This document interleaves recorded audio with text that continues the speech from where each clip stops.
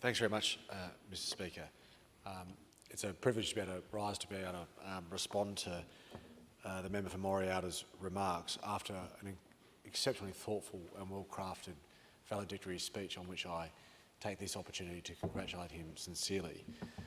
I don't know if the member for Moriata recalls this or not, but we first met a long time ago, and to the best of my recollections, that was indeed here.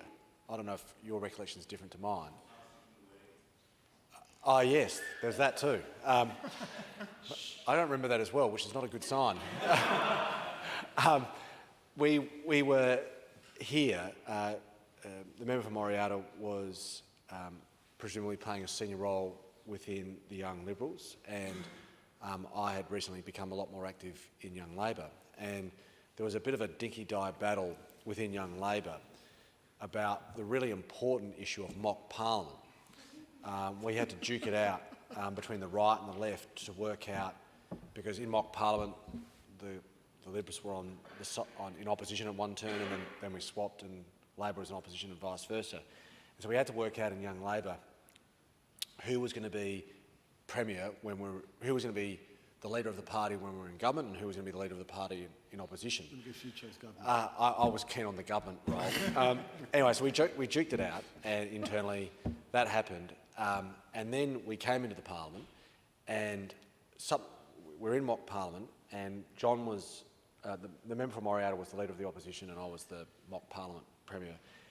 And there was a debate on a piece of legislation. I don't remember what it was, but all I remember was the member for Moriata getting to his feet, speaking first, and given the most eloquent and powerful contribution on whatever the debate was about. And I was sitting here filled with nerves and dread that I had to respond to such an extraordinary contribution. And I remember being rather anxious about the whole experience, and recalling to myself that this individual was clearly going to play some form of significant role in parliamentary politics at some point into the future. And of course that was to transpire. It transpired in 2010 when the member for Moriata won a significant election over Lindsay Simmons, who was the member for Moriata at the time. I had the experience of being Lindsay Simmons' campaign manager at the 2006 state election, and we worked exceptionally hard to beat or overcome the then formidable parliamentarian in, of course, Joan Hall. That was a significant exercise, and we were very happy at the time. And fast forward 4 years, having gone through that experience, I remember being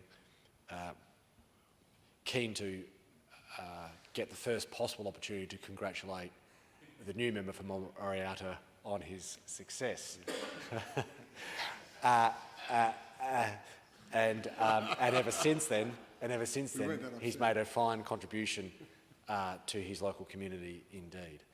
But the member for Moriata's contribution to the state extends well beyond the community of Moriata, where he has a legacy within of itself, but indeed his most profound contribution undoubtedly is in his time as an education minister, which he was a very good one at indeed.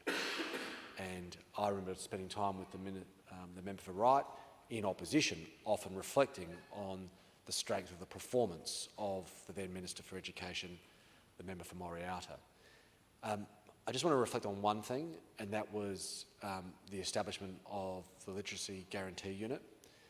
That is a unit within the Department of Education, whose work is ongoing, and I've seen firsthand the profound positive impact that has had on young kids in our state, but a particularly disproportionately large positive impact upon children from disadvantaged backgrounds.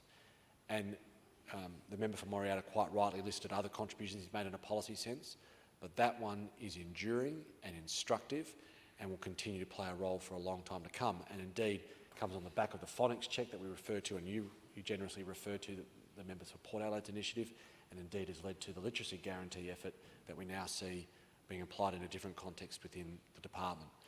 But your commitment and sincerity and sense of purpose about using the portfolio of education to make a material difference to people's lives who won't necessarily have much consciousness of the policy decisions that you have made, I think speaks to your earnestness and your determination to use the powers and authorities invested in you to make a difference, and that is to your great credit.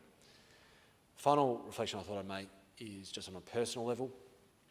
The member from Moriata in his remarks quite eloquently reflected on the combative nature of parliamentary politics, the fact it is adversarial, and that adversarial nature of our system doesn't always call upon our better angels.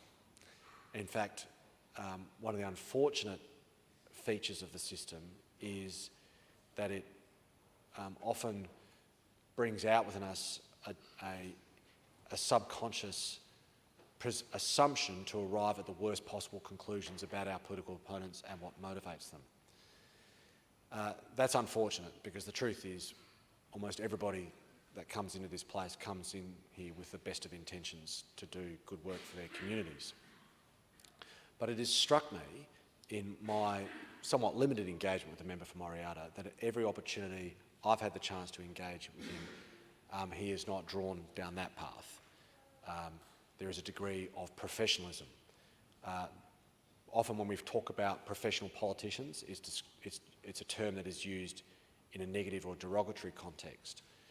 Where we do want to see professionalism amongst politicians is in a degree of not just courteousness, but a willingness to be objective and be interested in other points of view.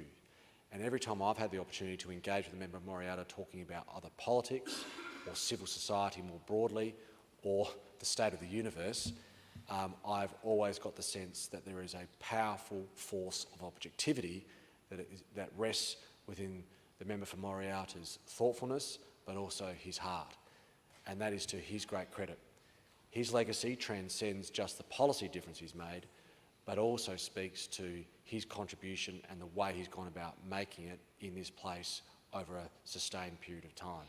That's to your great credit. On behalf of the Parliamentary Party in South Australia, I would like to wish you every success in any future endeavour you undertake.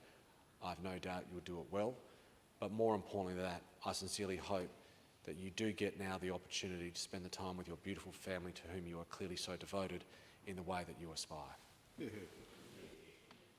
The member